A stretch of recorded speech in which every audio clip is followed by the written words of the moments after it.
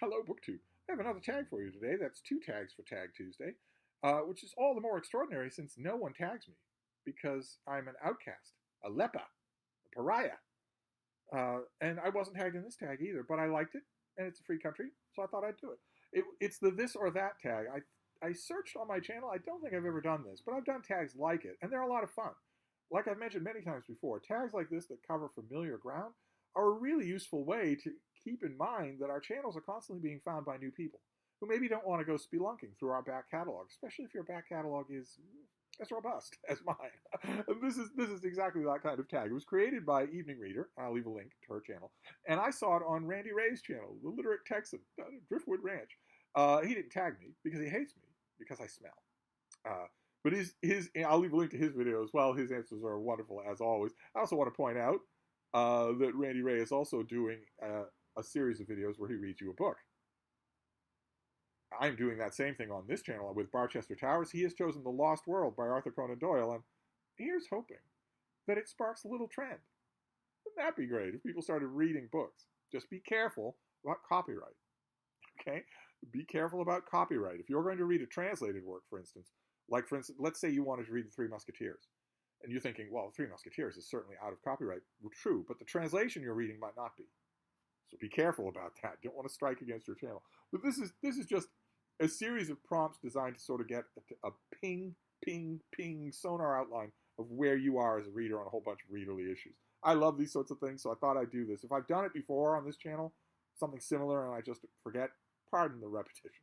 The first prompt is paperback or hardback.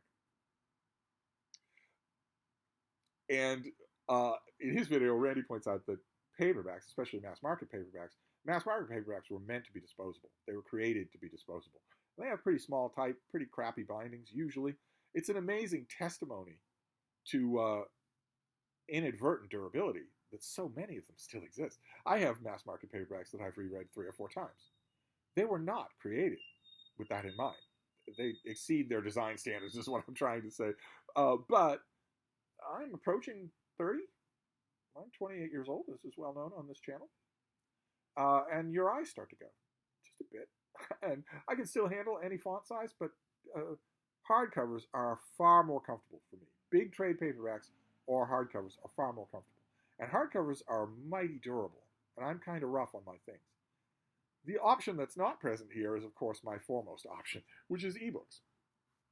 This is a slate of metal and glass. It is light, it is thin, it is elegant. It's capable of doing everything in the world.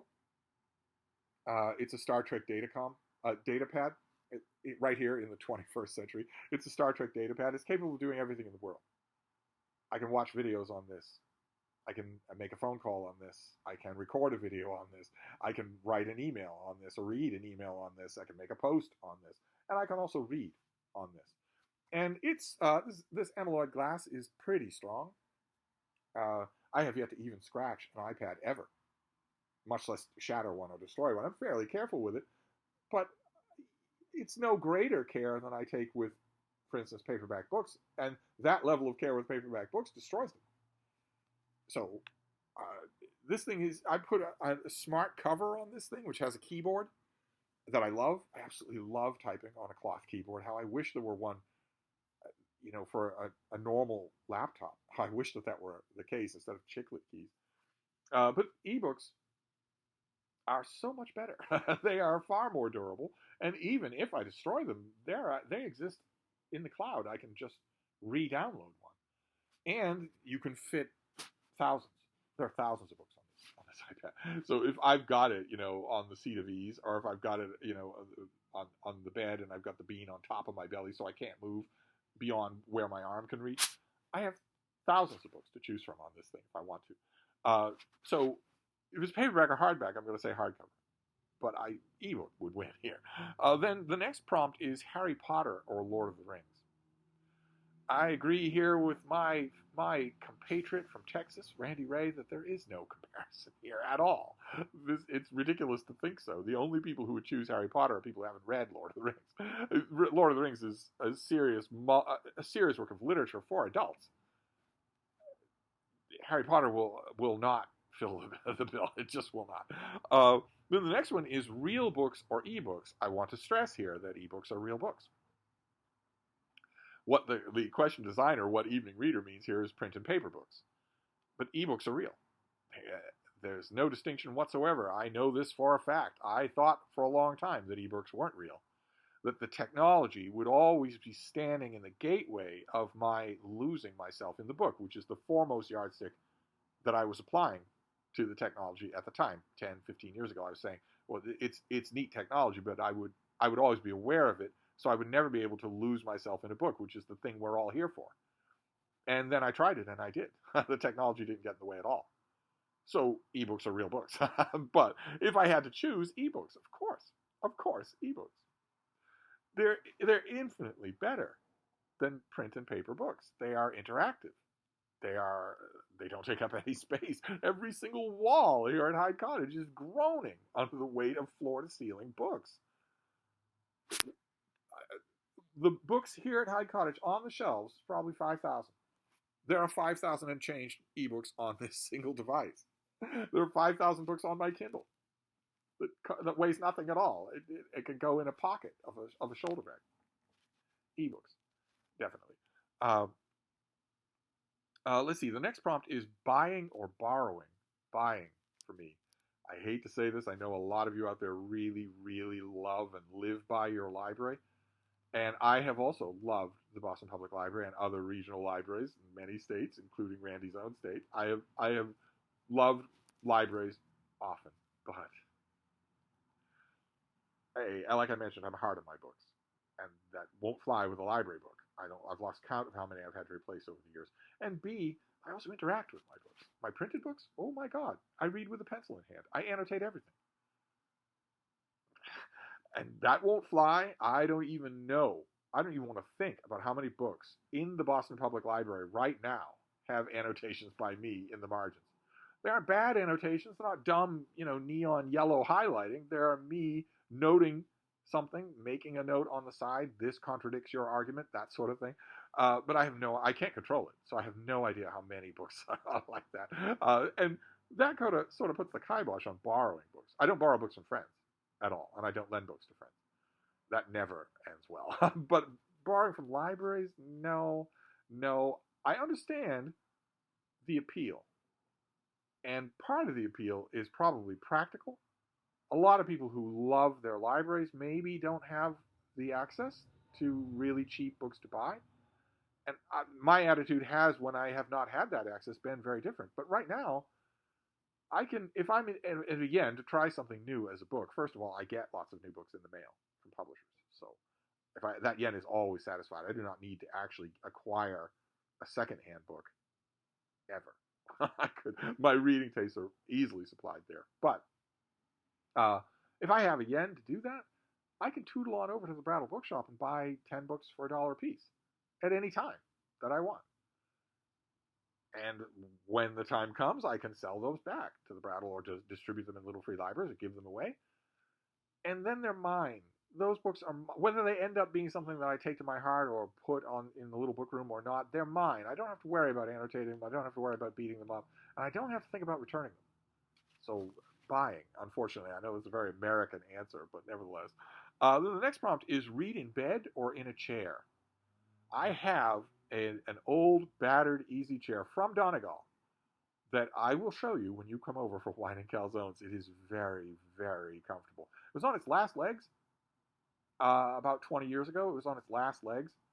The springs and the boarding at the bottom had given out so that it was uncomfortable to sit in. The springs were starting to... It felt every time you sat in it as if you were going to go right through the bottom of it and that it was going to be out. The material was just going to be destroyed. And then I had a random roommate. Back in the days when I had random roommates. I had a random roommate, a nice guy, who I gave this spiel to him. I said, he said, that's a really nice armchair. And I said, yeah, it's been halfway across the world, but I use it sparingly now because it's giving out. And he said, well, why don't I take a look at it? And he flipped it over, got boards from the basement and nailed them across the bottom, reached in and fixed the padding, added padding, realigned the springs so that they were leaning against the boards that he then installed. He totally renovated the chair. And I have that chair. But It's reading in bed. Or here on the fainting couch, but when I'm on the fainting couch, I'm like this. I'm at a 30-degree angle. I'm not sitting directly upright like that, like I am to make this video. Because that's not good for you. It really is, especially if you're a man of a certain age. That is, the blood is pumping from your heart down, assisted by gravity, and it's just hitting your hemorrhoids. It's hitting all the murky junk right at the right angle before it gets to your legs. A lot of it's not getting to your legs when you're a certain age. It's just pooling down there. I'm sure that you've heard it said that sitting is really bad for you, and it is. It simply is. You should be reclining. If you're going to spend a good deal of time doing anything, whether it's writing or reading, you should be reclining. You don't have to be laying flat on your back. That's not good for your neck. But you should be reclining. Recumbent. Think about a Roman senator on his couch in his study. He's not sitting on a chair. He's reclining. That's what you should be doing. If you're sitting bolt upright on a chair for an hour a day, or God forbid, more than that, that's not healthy for you. So it's in bed or here on the fainting couch. I have those two locations. I have spent a lot of time sitting on chairs when I used to go to to Bates Hall in Boston Public Library, one of the most beautiful rooms anywhere in the country. I used to love the energy of going to Bates Hall with work and being surrounded by all these people, most of them young students, busily working. I used to love the energy of that, absolutely. But I wouldn't do it anymore, not only because I have someone here who I can't bring there and who misses me when I'm gone, who doesn't like me to be more than a few feet away from her, but also because that would do a number. That does a number on your body to do that. If you're on your own, you should arrange your reading space so that you are reclining. If you have a beloved easy chair like the one I have and you don't want to get rid of it, then find some sort of footstool that you can put in front of it so that you can recline anyway, even though you're using a chair. In both my reading locations, the fainting couch and the bed in the little book room, I am firmly reclining when I'm using it. Let's see here. The next one is library or bookstore. Well, this dovetails with buying or borrowing, which I love a lot of libraries. I belong to 2 libraries here. I'm also a member in good standing of a very small library in Vermont that I dearly love. And I have known other libraries in Iowa, in Ohio, in Illinois, in Texas. And I have loved them all. In one way or another, I have loved them all. I have loved their different characteristics. But only as a place to work. Not really as a place to borrow books. Not really. So for me, it's a bookstore. And I have loved bookstores. I patronize a used bookstore here in Boston every week. And I've loved my share of retail bookstores here and in New York City. And also to put my money where my mouth is, I also worked in a retail bookstore for 25 years. The good of it and the bad of it, the retail of it. Oh my God, I've seen such nightmares, but also wonderful stuff. The wonderful stuff kept me coming back. So I would say bookstores here, even though I don't mean any slight to libraries. Then the next prompt is nonfiction or fiction. For me, hands down, it's nonfiction. The made-up stories are so threadbare. Most of them are so weak, so dumb. And people who love fiction tend not to realize that because they don't read as much of it as I do. Oh my God, I get an unending fire hose of this crap, both from mainstream publishers and self-published, enough to see how derivative and horrible and boring most of it is. Most of it is absolutely terrible, including the stuff that's up for major awards or wins major awards. Most of it is just awful. Poorly constructed, no characters except reflections of people in the author's Facebook groups.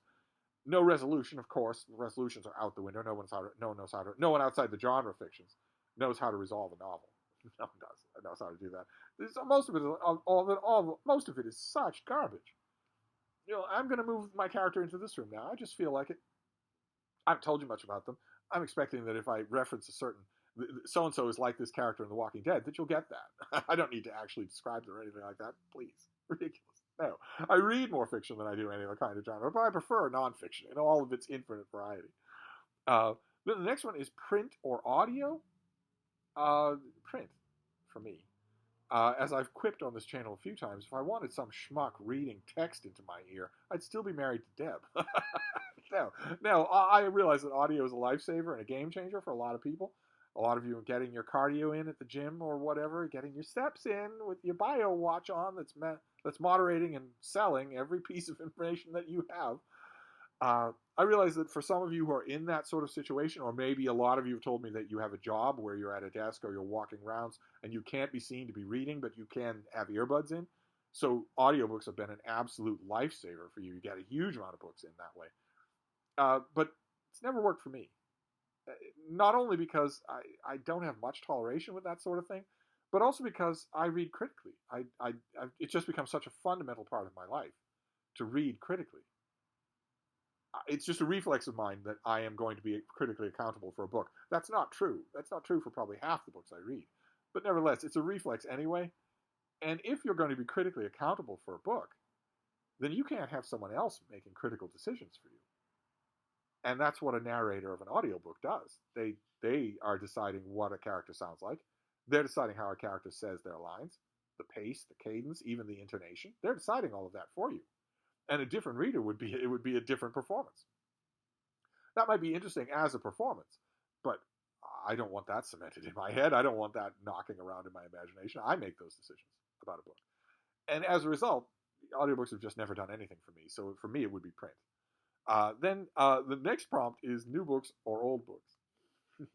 And this is right on the cutting edge of my identity as a reader and also a booktuber, because I have a remit for my reading, which is the new releases in the American book market in the 15 to 16 genres that I read and genuinely am interested in. That covers a lot of books, a lot of books, triple-digit books, and I don't even scratch the surface. There are far more books in that description that I don't get to than that I do. But those are new books, and I've been a working book critic for a very long time, and as a result, I get those books in the mail, either in ebook format or printed books that come on the front porch, and that's a huge amount of the reading that I do. But I also love going to the Brattle Bookshop here in Boston, which is a used bookstore, and is constantly serving me up things that I want to read or reread. So it's about 80-20. It's about 80-20 for me. It's not one or the other. I can't imagine doing without new releases. But I can't imagine doing without the mortar that goes from rereading old friends and also encountering older books. So I would say about 80% new books, 20% old books. And then the final prompt is short chapters or long chapters. Long chapters for me. A chapter is a deep breath, a serious rumination on something. It has a modal containment of its own. Even a cliffhanger chapter has a modal containment of its own. But it should be doing something. It should be the movement of a symphony. It shouldn't be a quip in a conversation. It should be a movement in a symphony. It should have an internal structure and an internal life of its own. And it needs time to do that. It needs space to do that, in my opinion. I very seldom see that not true. Every once in a while, an author will prove me wrong. But for the most part, certainly as a preference, long chapters for me. And that is it. That is the this or that tag. And I would thank the Evening Reader for making this tag, although she didn't tag me because she doesn't know I exist. And I would thank Randy Ray for doing a very entertaining version of this tag, even though he didn't tag me, because he hates me, because I smell. Because I'm an outcast on BookTube, a pariah, a leper. But Tag Tuesday is fun anyway, so I thought I'd do a couple of tags, especially since you're getting off the hook for a comic book video today. But anyway, I'm going to wrap this up, but I'll be back. Thank you, BookTube.